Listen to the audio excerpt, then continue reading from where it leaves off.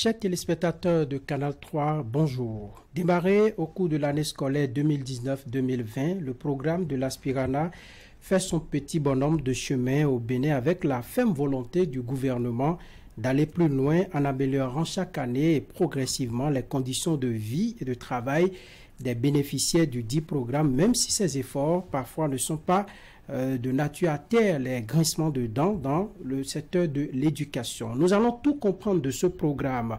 Quelle est la genèse de ce programme? Pourquoi avoir opté pour ce programme? Et puis, quel est l'avenir à donner à ce programme au Bénin? Eh bien, nous avons invité pour vous un acteur qui maîtrise bien le sujet, Dr Abdou Waïdi Bello, expert en génie logiciel, consultant EducMaster. Dr Bello, bonjour. Bonjour Franck. Vous êtes bienvenu sur Zone Franche. C'est moi qui vous remercie. Merci de m'avoir invité. Merci. Qu'est-ce qu'on peut connaître encore d'autre sur vous? Je suis enseignant-chercheur à l'Université d'Abomey-Calavi. Je suis enseignant en génie logiciel. Je suis à la faculté des sciences et techniques, et principalement dans le département mathématiques et informatique, où je garde donc nos jeunes frères, nos enfants, pour la conception logicielle. En dehors de ça, je suis au ministère des enseignements secondaires et techniques de la formation professionnelle, où je suis le directeur général de l'école de formation des personnels d'encadrement de l'éducation nationale. Souvent, nous abrégeons en parlant de l'école des inspecteurs pédagogiques. En fait, c'est l'école qui forme les généraux pédagogiques, à savoir les inspecteurs pédagogiques et puis les sous-lieutenants qui sont les conseillers pédagogiques. Voilà qui est bien dit. Wahab Ali Para, un profil tout fait pour bien parler des AME ce matin. Oui, Franck Arounou, bonjour. Docteur Waïdi Bello, bonjour. Bonjour. C'est un profil vraiment bien dressé pour qu'on puisse mieux comprendre la situation des AME, mais beaucoup plus le programme qui a donné naissance à cette, je dirais, à ce projet bien défendu par le gouvernement. Quand il s'agit de parler de la genèse du programme de l'Aspirana au Bénin, que nous diriez-vous? Pour parler de la jeunesse, il faut dire que dès l'avènement du pouvoir de la rupture en 2016, le gouvernement s'est lancé dans les audits presque partout pour savoir quelles sont les bases solides sur lesquelles il faudrait partir. Et si vous suivez dans le pays, il n'y a pratiquement pas un seul domaine qui a échappé aux réformes. Donc les réformes aussi ont passé par là. Et quand les réformes sont arrivées, il était question de voir ce qui se faisait. Et les réformes ne sont pas arrivées tout de suite. Parce que le gouvernement de la rupture a démarré en 2016, mais le programme de l'Aspirana a démarré en 2019-2020. Donc il y a eu quand même environ 3 ans pour voir ce qui se faisait, pour dresser l'état des lieux. Et l'état des lieux est très important. Et cet état de lieu, très honnêtement, on n'en était pas fiers.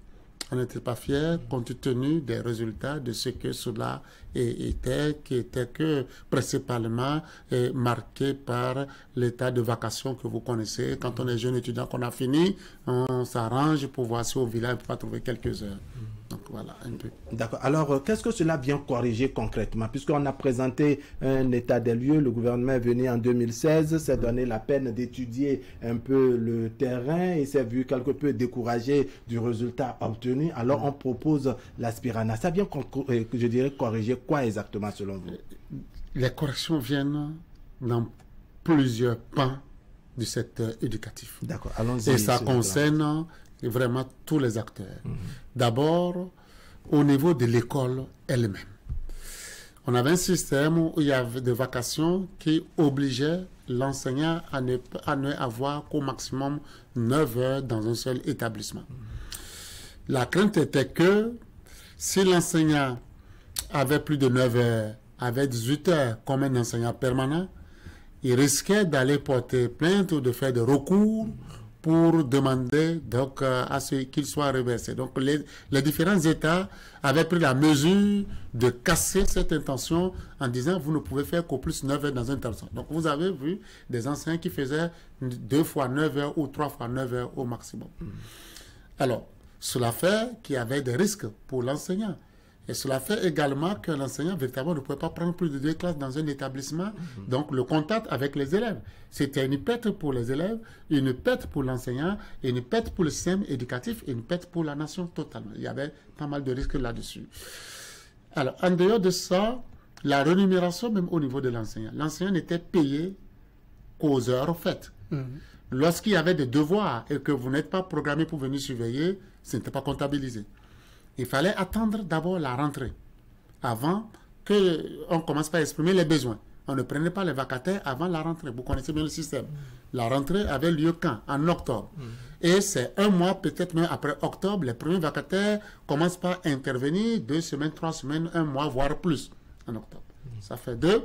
Et les enseignants vacataires n'étaient pas payés pendant les congés, puisque les congés non travaillés n'étaient pas comptabilisés. Ils sont payés par heure et par conséquent, pendant les congés, quand ils ne travaillent pas, ils n'ont rien. S'ils tombent malades, il n'y a pas de souci. Si vous êtes femme enceinte, que vous êtes vacataire et que vous accouchez, ou bien vous êtes en période que vous ne pouvez plus venir, et en période de travail, vous ne pouvez plus venir au boulot, ce n'est pas comptabilisé, vous n'êtes pas du tout payé. Donc, c'est tout ça. Cet ancien système, selon vous, n'était pas de nature à rendre efficace, je dirais, l'éducation. Non, ça clochardisait vraiment les vacataires. Je ne dis pas que la situation aujourd'hui est vraiment la meilleure, mais comparée à l'autre qui clochardisait parce que, vous voyez, l'enseignant qui commençait 1 mois après la rentrée, quand vous enlevez à peu près 1 mois et demi des différents congés, les vacances avaient ceux qui faisaient plus de cours allaient jusqu'en juillet, les classes d'examen, mais les classes intermédiaires terminaient en mai. Donc, les enseignants étaient payés pratiquement, si on devait comptabiliser, entre 4 mois, 5 mois, 6 mois, 7 mois, les plus chanceux. Donc, et si les grèves passent par là, ça devient encore plus compliqué. Ça devient plus compliqué. Ça devient vraiment plus compliqué. Donc, aujourd'hui, depuis 2019-2020, il n'y a plus ça.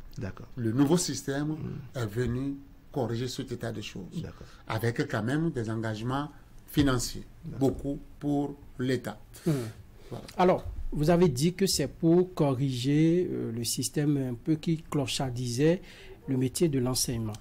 Alors, est-ce que ce n'était pas également pour pallier le manque de personnel? Oui, bien sûr. Comme on nous dira, oui, même la vacation, c'est pour pallier le manque toujours de personnel. Mais entre autres, ce nouveau système vient stabiliser l'école, stabiliser l'enseignant qui se sent beaucoup plus valorisé. Je vous assure tout, moi j'ai été vacataire, j'ai été préinséré.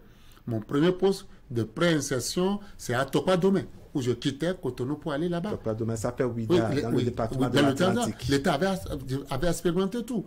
Et vous savez, la préinsertion, on était à peine à 45 000 qu'on nous payait. Et dans le temps. On n'était pas totalement même. Et puis, la préinsertion commençait quand? Et les vacataires, quand on revient au système des vacations, vous trouvez au plus au trésor autour de 50 000 francs le mois. Pour arriver à 60 000, 70 000, et là, vous avez bossé dur. Vous avez fait le tour de plusieurs écoles pour être payé comme ça. Aujourd'hui, ce n'est pas le cas. Aujourd'hui, le minimum payé, même au bac plus 2, c'est 90 000 francs que ça commence. Et ça, c'est sans les charges sociales entièrement prises en charge par l'État.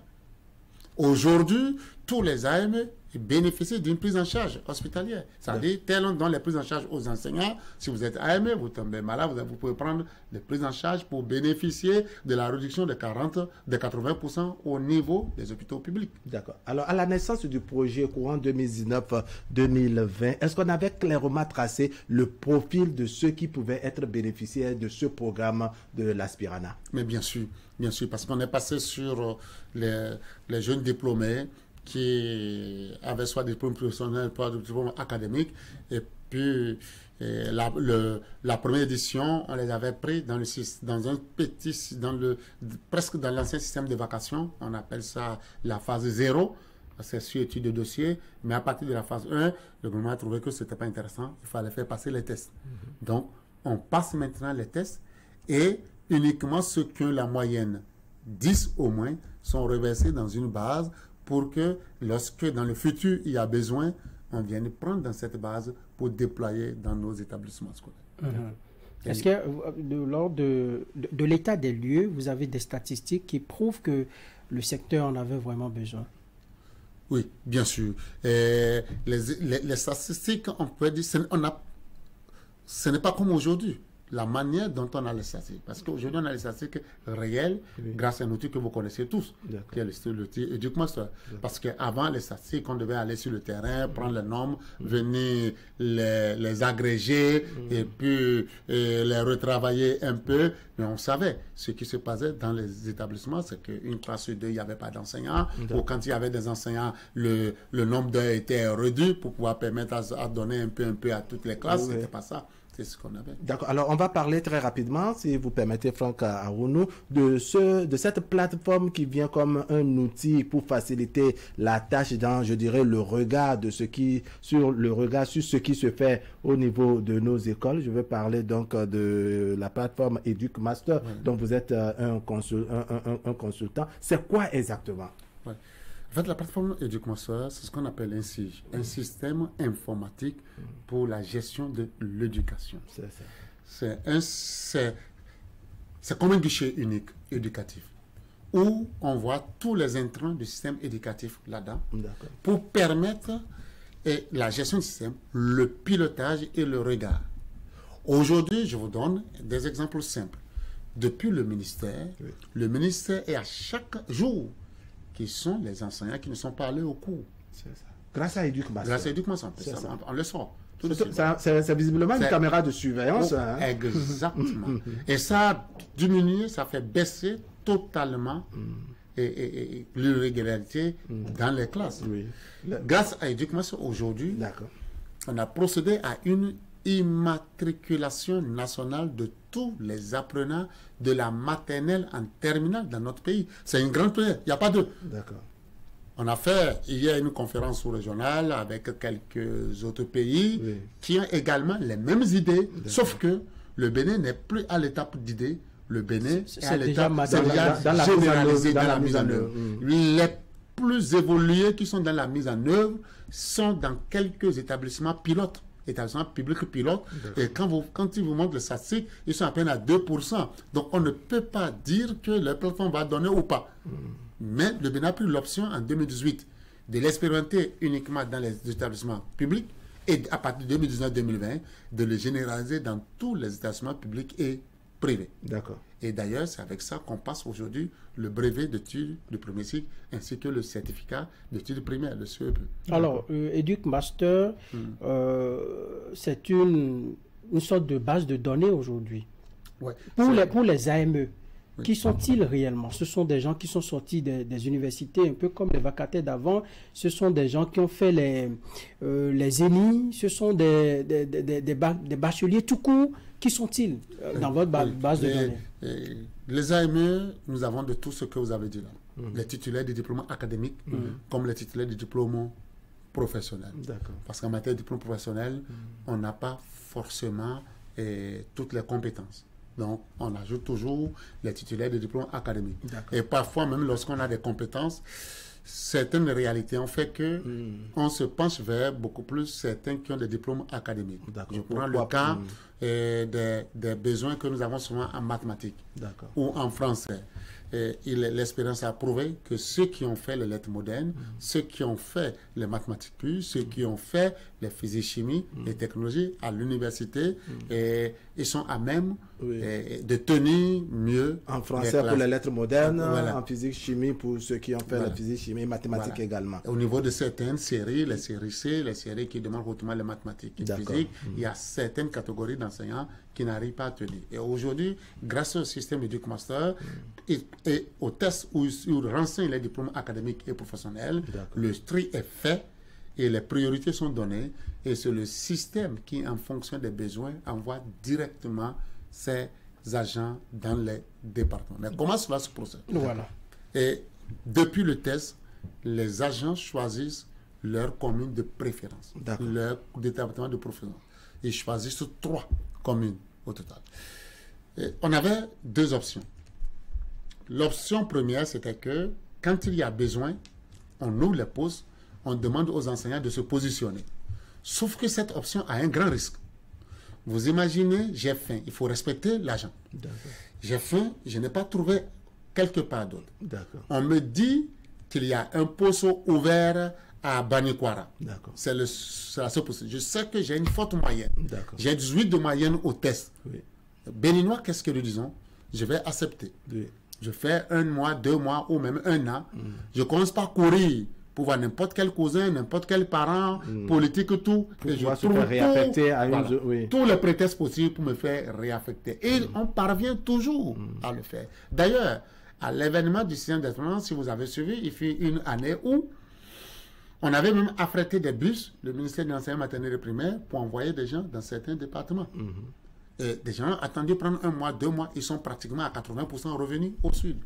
Donc cette expérience a fait qu'on a changé en disant, vous regardez en connaissance de cause, quels sont les lieux où vous pensez pouvoir travailler. Et c'est seulement lorsqu'il y a des besoins à ces lieux-là que le classement est fait pour tous ceux qui ont choisi ce lieu dans votre discipline. C'est ça. Et les meilleurs sont placés. Ça veut dire quoi?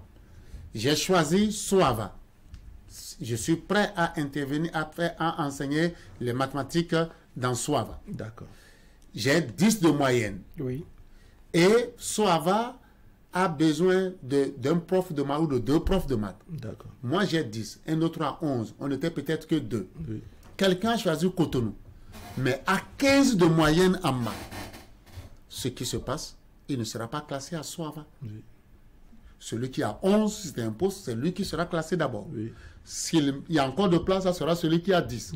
S'il y avait un 3e poste maintenant, alors qu'on est 2, on regarde dans les départements proches, qui sont ceux qui ont choisi, soit, par exemple, servir à Porto-Nouveau, choisi dans les Aguégués, et qui ont accepté servir partout où besoin sera. D'accord. Alors, on se dit, celui qui a choisi d'être dans Porto-Nouveau, et qui a choisi servir après tout partout besoin sera, oui. On a plus de chances qu'il reste à Soava que d'aller prendre quelqu'un qui a choisi Djougou et qui dit je peux servir partout besoin sera. Il risque de faire des calculs de se dire parce que l'objectif également c'est le maintien des enseignants auprès de nos enfants, auprès de nos jeunes frères. Et donc quand l'enseignant ou l'aspirant en question fait un choix personnel, affiche sa préférence, vous estimez qu'il y a beaucoup plus de chances de le maintenir longtemps que possible. C'est même pas qu'on estime. À l'heure actuelle, le taux de défection est de moins de 1%. D'accord. On a moins d'1% d'enseignants qui refusent les postes une fois qu'on a... Oui, mais ce n'est pas ce qui est présenté, aussi bien par les acteurs, les bénéficiaires du programme, que par les syndicalistes qui prennent fait et cause pour eux. Ils disent que ça ne marche pas trop. C'est une façon de soumettre des enseignants à des quotas horaires assez élevés, assez de plaintes dans le domaine. Tel que vous le présentez, c'est un programme tout beau quand on vous écoute. Mais à l'interne, il y a beaucoup de plaintes. Je vais vous expliquer. Je suis technique. Je ne suis pas politique. Oui. Je suis au service de la politique de notre pays. Je suis un bras armé technique. Je vais être très sincère avec vous. Nous avons un problème social, sociologique dans notre pays. Nous sommes habitués à nous mentir. On dirait même que congénital. J'ai, pour l'éducation que j'ai reçue, dont je suis très fier, vraiment. Un simple exemple que je vous donne.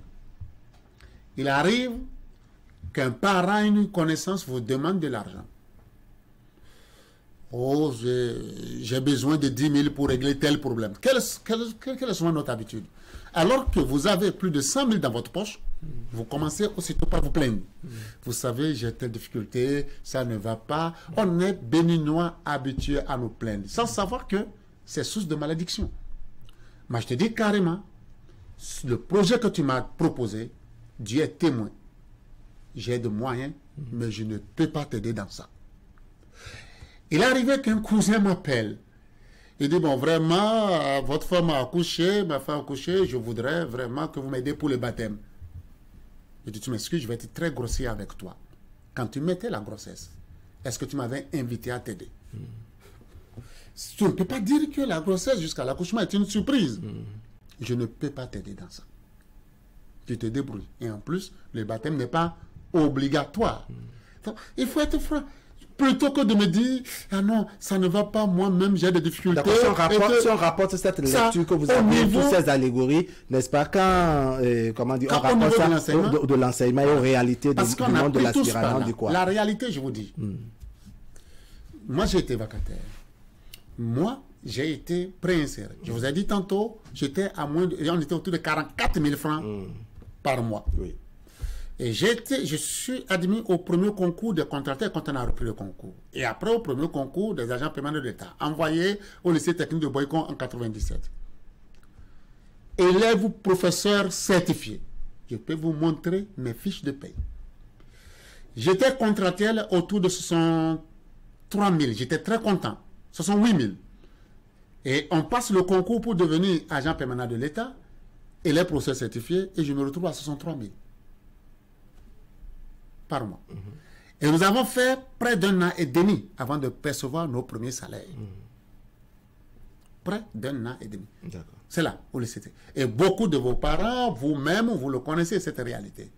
Aujourd'hui, est-ce que c'est le cas dans notre pays? D'accord, on peut dire autre temps, autre mœurs.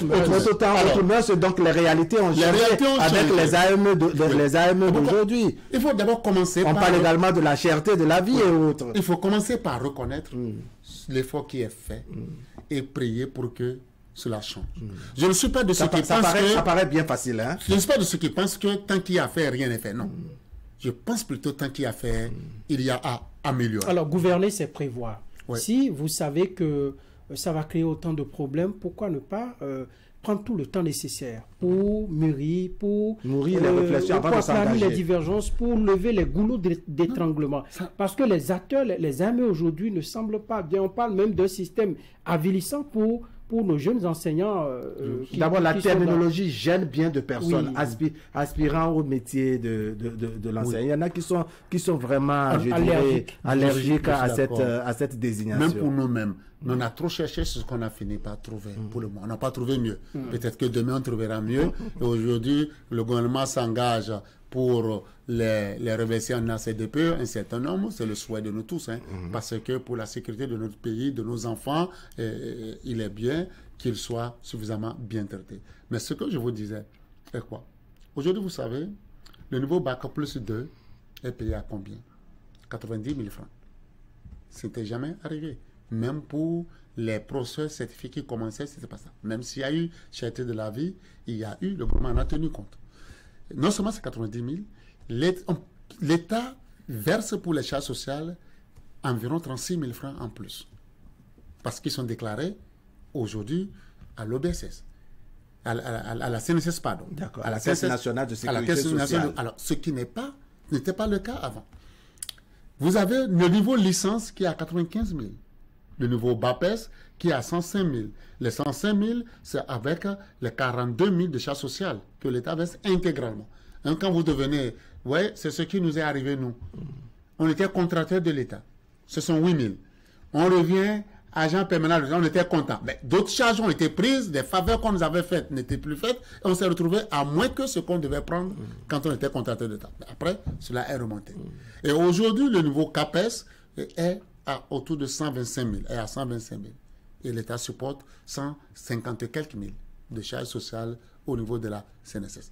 Attention, que ce soit clair. Je ne dis pas que c'est parfait. D'accord. Mais nous devons comprendre ce premier pas positif. Donc reconnaître que quelque chose a été fait. Exactement. Et que le reste est à parfaire. Exactement. Exactement. Parce que ne pas le reconnaître, ça fait partie des exemples que je nous dis. J'ai fait une expérience en tant que responsable étudiant que je ne suis plus prêt à reprendre. Allons-y. En tant que responsable étudiant, en 91, avec les grandes grèves, nous avons dit que les conditions d'attribution des bourses étaient les plus catastrophiques. On a tout crié. Alors qu'il suffisait de réussir au bac, on avait le secours scolaire avec 10,50. Il suffisait de passer en deuxième année avec 11,51. On avait déjà la bourse. Oui. C'est nous qui avons lutté avec Séraphin Agbambata, Djogbenou et tout ça pour qu'on change des conditions. On trouvait que c'était injuste. Et honnêtement, on y croyait. L'année invalidée a pris par là.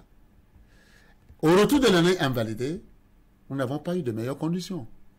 ce n'est plus 11,51. C'est passé à 12 et quelques. Là, le secours a été corsé et tout. On n'a pu rien faire. Donc, le fait qu'on n'a pas compris que quelque chose était là et savoir comment négocier pour l'améliorer, nous sommes vite allés en affrontement.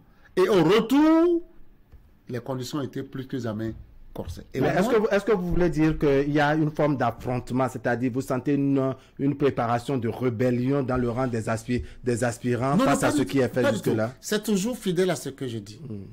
Lorsqu'on a quelque chose, ayons l'honnêteté, la supériorité de dire c'est déjà un pas. Quitte à se battre pour avoir... Je ne suis pas tout satisfait. D'accord. Mais écoutez, chacun trouvera qu'il n'est pas satisfait. Regardez vos conditions de travail ici. Oui. Si vous vous mettez à regarder, vous allez dire, ben, avec tout ce que vous faites, ce n'est pas la peine, vous allez quitter. Alors, mais vous ne décidez pas de quitter du jour au lendemain pour vous retrouver à la rue sans rien. D'accord. On va vous balancer maintenant dans un exercice qui consiste, n'est-ce pas, après, je crois, 5 ans de mise en œuvre de ce programme de l'Aspirana, n'est-ce pas, de nous faire un bilan. Le bilan à l'heure actuelle, c'est quoi? Quelle lecture vous faites de ce programme, la mise en œuvre depuis 2019-2020? Nous sommes à 5 ans. Pendant les 3 premières années, les AME ont été payés sur 7 mois. 7 mois? Oui, sur 9 mois. Pardon. Sur 9 mois, d'accord. Les AME ont été payés sur 9 mois, pendant les 3 premières années. Depuis 2 ans, depuis l'année dernière, les AME sont à 11 mois. Donc, on ne peut pas dire qu'il n'y a pas eu véritablement une légère amélioration. D'accord. Les différents ministres se sont battus pour dire ce sont nos enfants, ce sont nos parents. Qu'est-ce qu'ils font pendant les 3 mois de vacances, les 2 mois de vacances en attendant s'ils ne sont pas payés? Et le gouvernement s'est dit pendant cette année de pause, ces mois de pause, ils sont payés à 50% de leur salaire pour les 2 fois. C'est ce qui fait qu'ils ont 11 mois. C'est peut-être pas encore suffisant. Oui. Ils vous diront que c'est un gain obtenu après tant de luttes, tant de plaintes, tant de coups de gueule et des cris à l'endroit des ministres en charge de l'éducation. Exactement. Qu'est-ce qui s'est passé en plus? Autre point. Vous savez, quand on prenait le secondaire général, il y avait certains AME qui étaient à la maison, qui étaient au secrétariat, qui étaient dans les services, qui n'enseignaient pas, pendant que d'autres étaient à 28 heures, à 32 heures, bourrés d'heures. C'est ce qui se disait, pratiquement. Et du coup, ça a permis aujourd'hui de constater cela. D'accord. D'identifier qui sont ceux qui travaillent, ceux qui sont parce dans que les emplois du temps sont là, les présences au poste également sont renseignées. Et aujourd'hui, vous ne pouvez plus avoir un AME déployé qui ne passe pas son travail et qui soit payé. Parce que systématiquement, c'est connecté avec la base de données de l'ANPE. Et si l'ANPE ne voit pas que vous avez au moins 20 heures, vous n'êtes pas payé. Ce qui fait qu'aujourd'hui, la majorité des AME, plus de 98% des AME, se retrouvent aujourd'hui avec des quotas horaires entre 20 heures et 24 heures. Voilà, justement, par rapport au quota horaire, quelle est la barre, le plafond, le plancher aujourd'hui? Qu'est-ce qui est prévu par ce programme-là exactement? Parce que c'est également corrélé dans les débats sur le système de l'Aspirana aujourd'hui. Ils sont trop badés d'heures. Il y en a qui sont à 32, vous l'avez dit, qui étaient à 32, 28 heures. Qu'est-ce qui est prévu concrètement au départ? Et là, ça devient une version officielle, puisqu'on a entendu plusieurs versions. Dans les autorités, c'est un autre son de cloche. Dans le rang des aspirants, c'est tout autre aussi. Je vais être très sincère. Allons-y. On a commencé en 2019-2020. Oui. En 2020-2021, il s'est avéré qu'on avait besoin encore de beaucoup plus d'aspirants pour couvrir nos classes. Et plus d'argent suppose également plus de ressources au niveau du budget national. Oui. Et le gouvernement, après ses calculs, a l'unité pour dire on peut juguler en amenant les AME à 26 heures par semaine. Les premières années. La deuxième année. La deuxième année. Les AME, il y a un test qui dit qu'ils devaient être à 26 heures. Les AME ont été amenés à 26 heures, les adjoints et les titulaires à 24 heures. C'était ça. Mais déjà, à la 3e année, avec l'implication de Duc Master, on a vu cette disparité qui fait que certains étaient surchargés et d'autres ne l'étaient pas. C'est ça.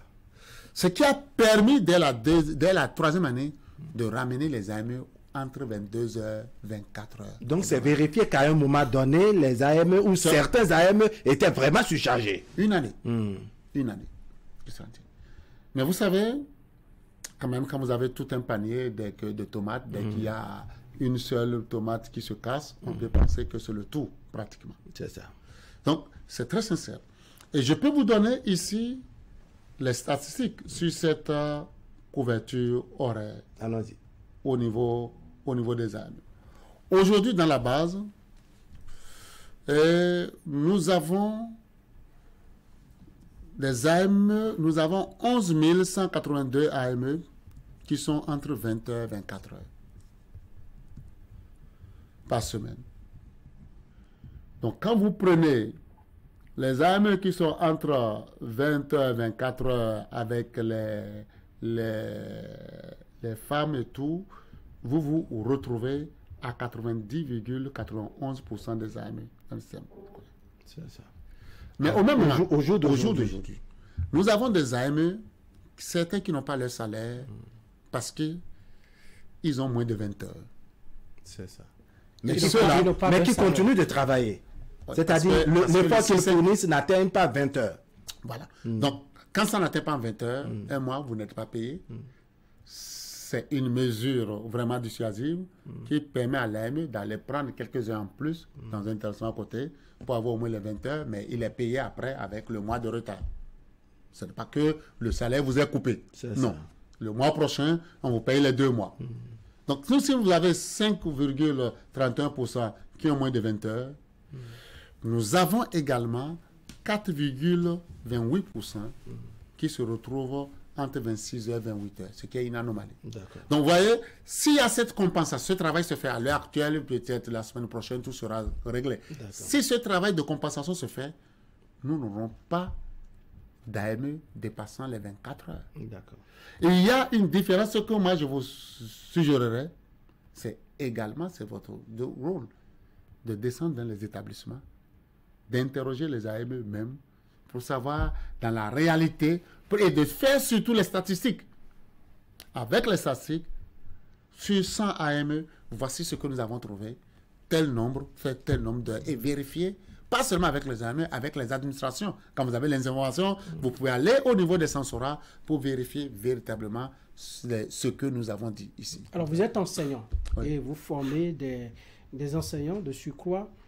Pensez-vous que ce quota horaire est vraiment adapté? Est-ce que c'est vraiment respecté? Que disent les tests en la matière? Non, nous n'avons pas véritablement de tests au niveau des AME. D'accord. C'est une situation qu'il faut gérer. C'est une situation ad hoc que nous sommes en train de gérer. Mais je peux vous dire, en renseignez-vous. Oui. Nous-mêmes, nous avons fait près de 40 heures. C'est mauvais, hein, c'est une charge. Parce que comme tu avais besoin d'atteindre... Les AME pour atteindre 90 000 par le passé, il fallait prendre plus. Vous devez aller jusqu'à 35 heures, jusqu'à 40 heures, en réalité. Parcourir beaucoup d'étapes. Oui, avec trop de risques. Oui. Parce qu'ils étaient à 1000 francs, 1500 l'heure, comptabilisés pour voir, pour atteindre... Mais en temps, le Bénin a évolué, les choses ont évolué au Bénin, où on a voulu améliorer les conditions. Exactement. Les gens estiment qu'avec le système de l'aspirana, on est en train de reculer par rapport aux conditions de travail des enseignants. Entre ce qu'ils estiment et le tableau que je viens de vous montrer, jugez-en vous-même. La belle preuve est qu'aujourd'hui, pas mal de jeunes cherchent à venir dans ce système national. D'ailleurs, vous recevez des plaintes. Si c'était si mauvais, pourquoi beaucoup disent nous sommes dans la base, on n'est pas déployés? Si c'était si mauvais, on ne devait pas avoir des plaintes pour dire mais nous sommes dans la base, nous cherchons, ne nous déploie pas. D'accord. Alors, pour ces petites anomalies que vous avez soulignées, où il y a peut-être exceptionnellement certains qui sont à 26 heures au lieu de 24, au lieu de 24, ceux qui sont parfois à 32 heures, puisque vous avez parlé de... Il n'y a plus ça. D'accord. Et ceux qui ont moins de 20 heures. À ce niveau, je suis vraiment curieux de savoir qu'est-ce qui est fait, comment cela se fait pour qu'il y ait un aspirant, n'est-ce pas, qui a moins de 20 heures, alors qu'il sait bien qu'avec moins de 20 heures, il ne sera pas payé. Oui, le verre dans le fruit, parce qu'il y a toujours, vous savez, notre pays est très complexe, et l'être humain est très complexe. Certains, il faut l'avouer, c'est des erreurs des établissements, parce que je suis dans 2 établissements, le premier établissement a validé mes heures sur la plateforme où j'ai peut-être 12 heures. Si le second où j'ai peut-être 10 heures n'a pas validé, nous, au niveau informatique, nous n'allons voir que 12 heures. D'accord. Mais ce qu'il faut dire aux AME, nous avons fait tout en toute transparence. Chaque agent bénéficie de son interface personnelle. Nous avons fait un message pour les inviter eux-mêmes à une prise de responsabilité. Personne ne peut s'occuper de votre intérêt que vous-même. Il suffit juste d'aller sur la plateforme eux-mêmes, leur interface, de regarder les heures qu'ils ont, les établissements, est-ce que les établissements ont validé, ils sauront, et à quelle date les établissements ont validé. Mais certains ne le font pas. Quand tu n'as pas fait, et qu'un chef d'établissement n'a pas fait peut-être, tu vas être pénalisé, mais c'est corrigé après. Mais d'autres, ils pensent que, bon, j'ai déjà 18 heures, j'ai déjà 16 heures, je peux m'en arrêter là. D'autres encore, ils ont peut-être dans un établissement 18 heures ou 16 heures, et dans le second établissement où on pensait qu'il y avait une heure, vous savez, avec la mobilité des agents permanents, peut-être en tout temps un agent permanent est passé par là, et il perd 16 heures, et ça, les directeurs départementaux sont instruits pour trouver la solution, puisque ce n'est pas de leur faute, afin que dans un établissement proche, ils puissent trouver des heures pour pouvoir compléter. Alors, en 2023, nous avons commencé au cours de l'année scolaire 2019-2020. Nous sommes en 2023. Est-ce que les problèmes qui étaient évoqués lorsque vous avez fait, le gouvernement a fait l'état des lieux, est-ce que les problèmes véritablement commençaient par trouver solution? Mais oui, beaucoup de problèmes. Regardez, vous faites le tour des établissements privés. Vous allez voir qu'aujourd'hui, de plus en plus, il y a certains établissements privés même qui se vident. L'école publique a retrouvé ses lettres de noblesse. Vous êtes journaliste, vous le savez. Vous n'avez plus jamais organisé ici des émissions Zone Franche ou d'autres émissions avec le titre Sauvons l'année scolaire. Vous avez jamais... Parce qu'on oublie souvent vite. Hein. Chaque année, on était dans Sauvons l'année scolaire. On court, on rattrape un peu. Ce n'était pas lié à d'autres choses, à d'autres facteurs. Les grèves, par exemple. Bon. Tout ça rentre en ligne de compte. Pour vous dire, il y a une stabilité aujourd'hui éducative dans notre pays. Mais le problème est que, comme je le dis, tant qu'il y a à faire, parfois on a l'impression que rien n'est fait. Moi, je voudrais qu'on se lance dans la ligne d'amélioration. D'accord. En termes d'amélioration, n'est-ce pas? Ils sont nombreux, ces AME, mais on apprend que, par exemple, pour le compte de 2024, en tout cas pour la bonne nouvelle inscrite dans le budget de l'État exercice 2024, qu'ils seront 3000 seulement à être, je dirais, reversés, alors que leur nombre fait 4-5 fois ce qui est annoncé. Pourquoi on s'est limité à ce chiffre? Oui, je ne pourrais pas honnêtement répondre par rapport à ces chiffres. Ce que je sais est que le gouvernement est encore dans des stratégies, dans des réflexions pour trouver la bonne formule. Et ce que nous savons, nous avons fourni au gouvernement en collaboration avec l'ANPE la liste complète nominative des AME ayant déjà fait 3 années scolaires sans interruption, au moins 3 années, fidélité. Avec fidélité. Et on connaît ces statistiques qui sont fournies au gouvernement. On va voir quel est le mode d'évaluation qui sera fait. Et bien au contraire, vous savez, dans le cadre de la fonction publique, on ne rentre pas dans la fonction publique en tant qu'enseignant sans un test, sans un concours. Mais aujourd'hui, les ministres de l'Éducation sont formés dessus pour dire, au lieu de les faire déjà un test, ils ont déjà fait un test en rentrant. Nous allons leur faire une évaluation, comme c'est l'évaluation que la fonction publique dit, mais en faisant des inspections de terrain pour voir de façon pratique en situation de classe, est-ce que ce bilan-là est bon pour qu'il soit reversé. Allez, l'autre procès qui est fait au gouvernement par rapport aux AME, c'est la question de la formation. Oui. Comment ça se passe aujourd'hui pour les AME afin que nous ayons des enseignants qualifiés par rapport à chacun dans son domaine? Lorsque nous prenons les mathématiques, puisque c'est votre domaine, comment vous les formez avant de les renvoyer dans les salles de classe? Vous savez, si vous suivez, vous allez vous rendre compte que c'est une grande première. Les vacataires ne bénéficiaient pas de ça. Hein.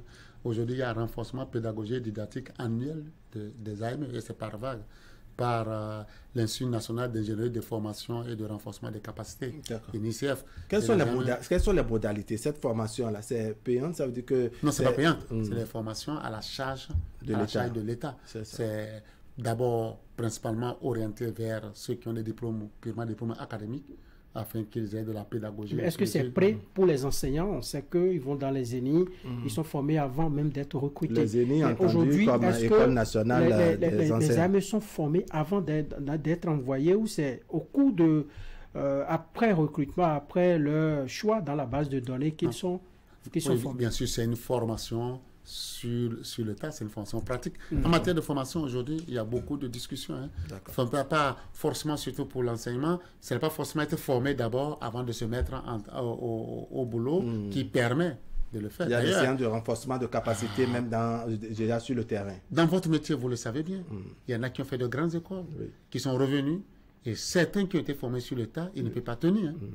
Donc, en matière de formation, c'est discutable. Hein. Il y en a, je suis dans la pratique, je vois la réalité, j'exprime mes besoins. Quand je vais à une formation en cours d'emploi, je suis plus captif que quelqu'un qui ne sait même pas de quoi est-ce qu'il s'agit cet emploi et qui se lance en formation. Le temps d'être en pratique, j'aurais dû m'intéresser au mieux à ce module, mais c'est trop tard, le module ne lui revient. Alors, on s'intéresse maintenant à la nature de ces formations. Ces formations consistent en quoi? Et quel est le profil des formateurs?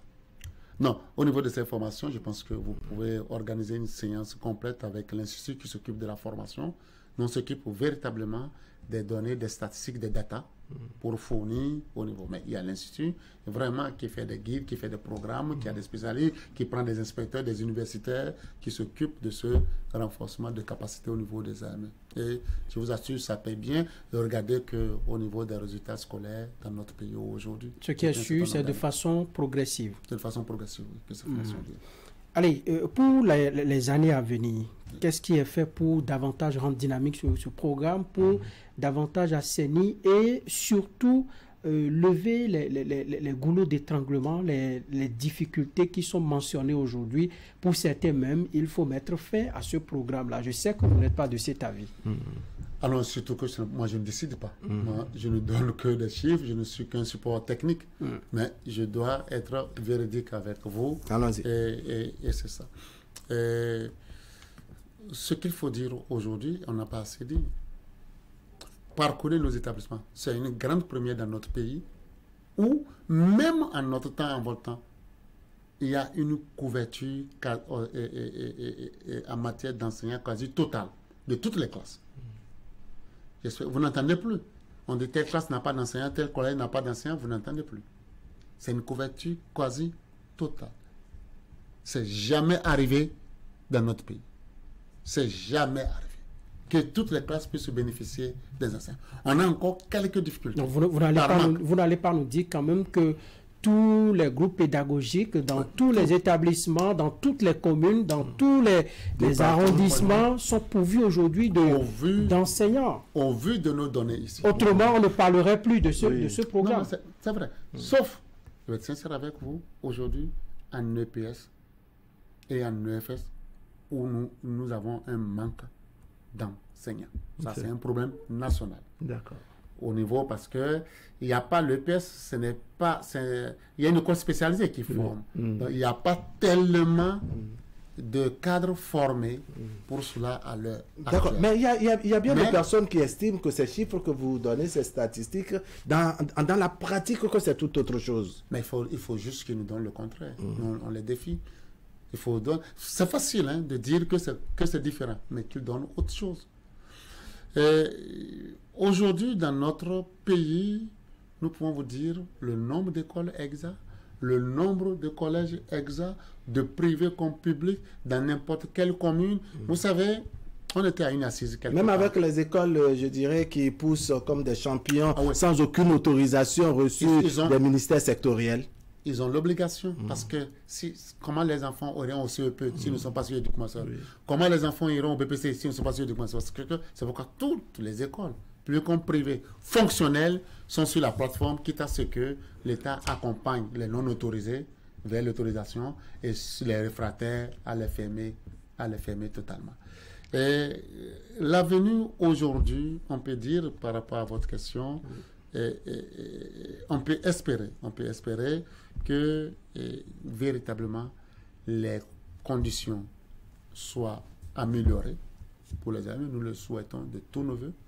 On peut espérer qu'il y ait un grand nombre d'AME qui soient reversés en fonctionnaire, en agent permanent de l'État, et je dis en agent permanent, en ACDPE, en agent contracté de droit public de l'État, c'est ça les ACDPE, avant de passer plus tard au niveau des fonctionnaires d'État.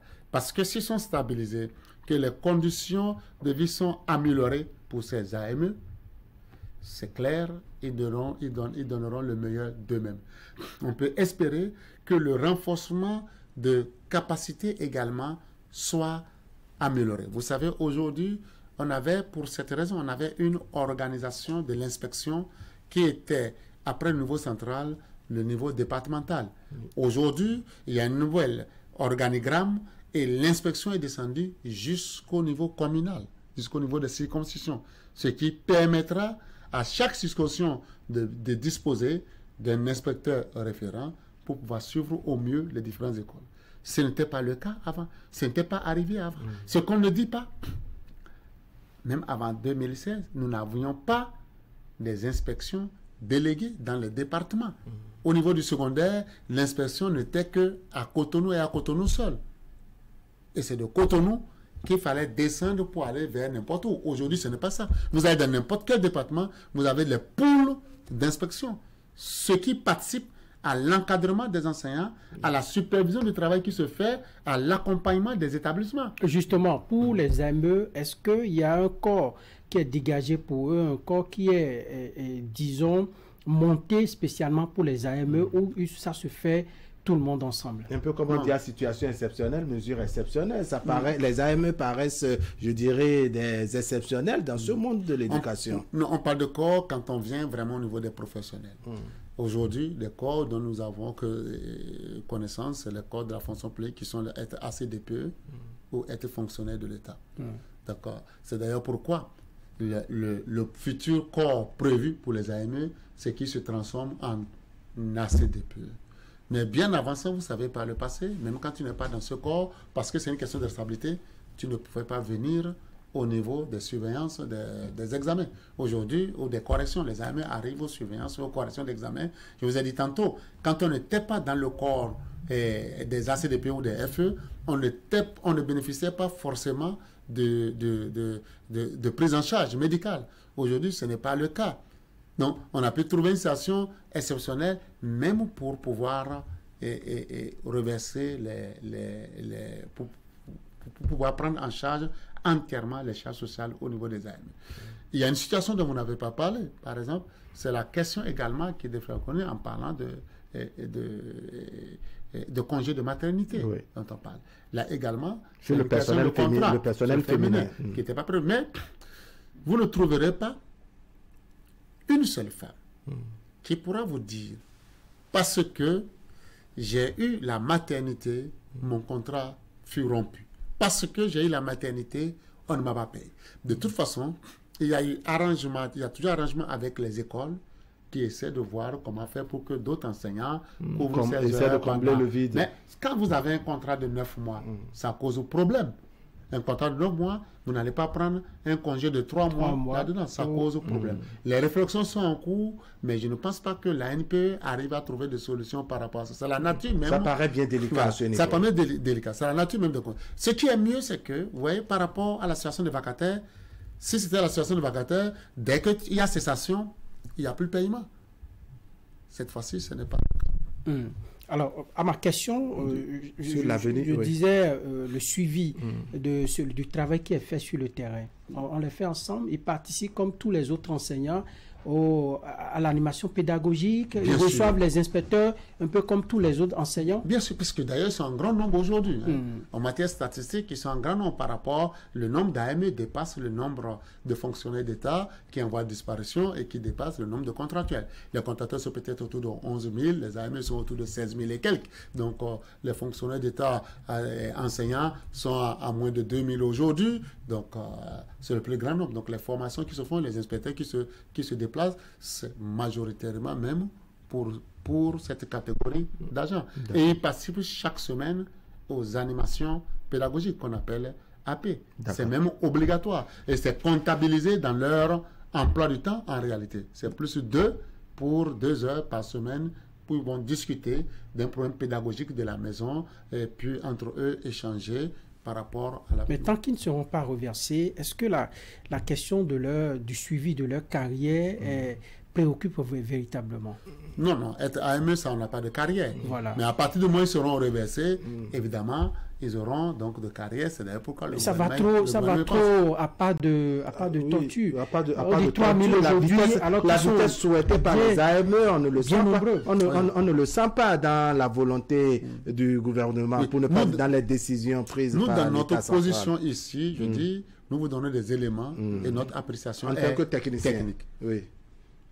D'accord. Alors, en tant que technicien, comment vous voyez toujours l'avenir toujours de ce programme de l'Aspirana? Que faut-il faire, n'est-ce pas, pour que, je dirais, les coups de gueule, les cris de cœur de ces aspirants vraiment puissent diminuer? Je vous assure tout, quel que soit ce qu'on fera. Une proposition technique. Quel que soit ce qui se passera, il y aura toujours des cris de gueule. Mais il peut y avoir des cris de gueule avec un volume beaucoup plus faible. Non, ce n'est pas vrai. C'est pas vrai. L'homme est né insatisfait. Je vais vous donner un exemple. Il est évident, monsieur Raïdi, il est évident qu'aujourd'hui, les 3 000 qui seront reversés, si on s'en tient à ce qui est annoncé dans le budget de l'État, exercice 2024, n'est-ce pas? Quand ils vont se prononcer sur le programme, ce serait beaucoup plus en termes dans le sens de l'enthousiasme plutôt que ceux qui n'ont pas vu leur nom sur la liste. Oui. Par conséquent, il y a un soulagement à leur niveau. Le soulagement est toujours de courte durée. De courte durée, pardon. Et regardez, le gouvernement du président Yahya Boni a amélioré plusieurs fois les salaires des agents permanents de l'État, en particulier des enseignants, jusqu'aux universitaires que nous sommes. Nous avons beaucoup profité de ça. Mais jusqu'à la fin de son mandat, nous nous sommes toujours dit que ce n'est pas suffisant. Vous avez été les témoins. Sur les mais autrement, les choses ont changé. On a compris que la technique de négociation avec le régime en place, c'est tout autre chose que ce qui se faisait avec le problème est toujours ailleurs. Ne pensez jamais que parce que vous aurez augmenté quelque chose que vous aurez fait, ce n'est pas une raison pour ne pas faire, que c'est fini, vous n'allez plus vous attendre à des plaintes ou pour une amélioration quelconque. Ce n'est pas vrai. Même ici, chaque fois que vous demanderez des améliorations de vos conditions, dès qu'on passe à ça, l'instant d'un mois, 3 mois, vous oubliez. Vous pensez à autre chose. C'est parce que l'homme est un éternel insatisfait. C'est pour cela que je nous demandais de la mesure en toutes choses. Sinon, l'homme recherche toujours l'amélioration de ses conditions. Mais est-ce qu'il n'y a pas nécessité sur le champ d'améliorer les situations et les adapter aux réalités du moment? Et là, on aura apprécié au fur et à mesure que les événements évoluent. Non, je dis, moi je ne serai pas contre, mais je ne suis que technicien. C'est ça. Et je vous donne mon avis technique et les éléments techniques sur la situation. Qui est que, est-ce vrai que les AME ont plus de 26 heures? Vous avez vu, je vous ai dit que ce n'est pas vrai. Est-ce vrai que nos enfants sont laissés dans des classes sans enseignants? Je vous dis que ce n'est pas vrai. Vous savez, je ne vais pas citer. Nous étions avec certains hommes politiques du pays. Il fut dit, dans telle commune, dans telle ville, moi, la terminale n'a pas de professeur de mathématiques. Ça a été dit, tout le monde a entendu. Sur ça, nous vérifions tout de suite. Et nous avons pu vérifier que l'établissement dont il parle a un enseignant de maths depuis le début. À 16 heures, voilà. Voici le contact, on peut même vérifier aussitôt. Mais s'il n'y avait pas un élément numérique fiable, mais vous avez entendu, ça va se créer. Le temps de vérifier, on se rendra compte que bon, c'est trop tard. Tout ce qui est entendu au début. L'année est déjà peut-être terminée. Donc, il y a pas mal de trucs qui se disent. Donc, en résumé, on peut faire confiance à EducMaster. Mais aujourd'hui, c'est un outil admiré et voulu par beaucoup de pays qui nous entourent. C'est une grande première.